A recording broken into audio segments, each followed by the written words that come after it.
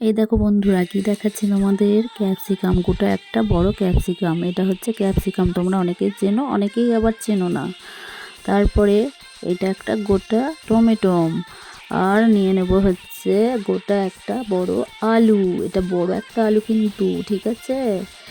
আর এদিকে এগুলো দেখাচ্ছি, দেখানোর কারণ দেখতেই পাবে। আর এদিকে নিয়ে নিচ্ছি হচ্ছে বড় বড় কাবলি ছোলা, অনেকক্ষণ আগে ভেজানো ছিল, বড় বড় হয়ে গেছে জলের মধ্যে ভিজে গিয়ে।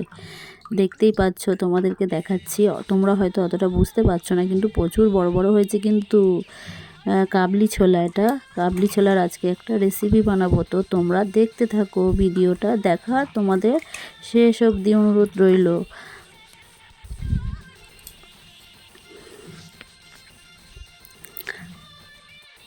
তারপরে নিয়ে নিলাম আদা, রসুন, লঙ্কা, পেঁয়াজ, জিরে, এগুলোকে সব একসঙ্গে বেটে নেব।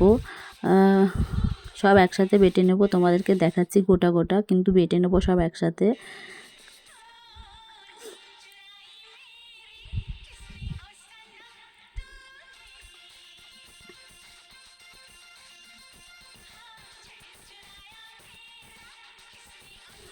আর গোটা গোটা যে আলু, ক্যাপসিকাম সব দেখিয়েছিলাম, সব এখানে ভালো সুন্দর করে কুচি কুচি করে নিয়েছি। ক্যাপসিকাম, টমেটো, পেঁয়াজ, আলু, ধনেপাতা সব কুচি কুচি করে নিয়েছি সুন্দর করে। আর এখানে কাবলি ছোলাটাকে সিদ্ধ করে নিচ্ছি প্রেসারে। প্রেসারে সিদ্ধ করে নেওয়ার পরে, সিদ্ধ হয়ে যাওয়ার পরে তারপরে এখানে সুন্দর করে সব একটা একটা তেল দিয়ে সব দিয়েছি।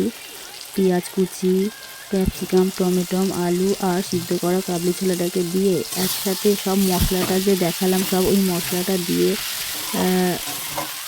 হলুদ, নুন, সামান্য একটু চিনি, চানা মশলা, সমস্ত সব কিছু দিয়ে সুন্দর করে এখানে ভালো করে কষিয়ে নিচ্ছি। দেখতেই পাচ্ছ কালারটা যা এসেছে না, অসাধারণ। আর গন্ধটাও জাস্ট খুব সুন্দর লাগছে। এত সুন্দর কালার এসেছে, দেখতেই পাচ্ছ, খুব সুন্দর কালারটা যেমন এসেছে তেমন খেতেও তেমন হবে না। আর গন্ধটা জাস্ট অসাধারণ, দেখলে বুঝতেই পারছো তোমরা। তো সব দিয়ে ভালো করে কষিয়ে নিচ্ছি আমি।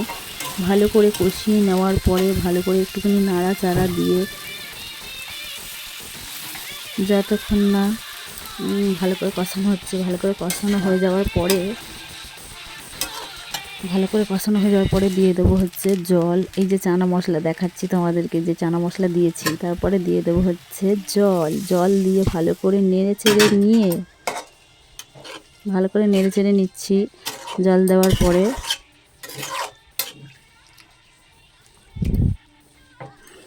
কালারটা কিন্তু জাস্ট ওয়াও, দেখতেই পাচ্ছ কালারটা ওয়াও এসছে, ওয়াও।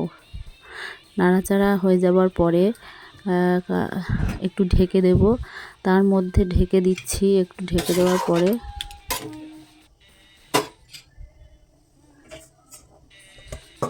ঢেকে দেবো। তার মধ্যে ঢাকা খুলে 2-1 বার নেড়ে চেড়ে নিয়েছি, তার মধ্যে হয়ে গেছে। তারপর লাস্টে ধনেপাতা ছড়িয়ে পরিবেশন হয়ে গেল। এখানে দেখতেই পাচ্ছ ফুলকো ফুলকো গরম গরম লুচি। আর এদিকে হচ্ছে কাবলি ছোলার একটা রেসিপি। আর হাতে দেখতে পাচ্ছ আমার ময়দা আটা যা ছিল সব লেগেই আছে, দেখতেই পাচ্ছ, খুব সুন্দর। আমি খেয়ে দেখছি কেমন হয়েছে। আর ভালো তো হবেই, আমি তো রান্না করেছি না, দেখতে হবে। তোমরাও কি এইভাবে রান্না করো আমার মতন? অবশ্যই কমেন্ট করে জানাবে। আর কেমন হয়েছে রেসিপিটা কমেন্টে জানাতে ভুলবে না। টাটা।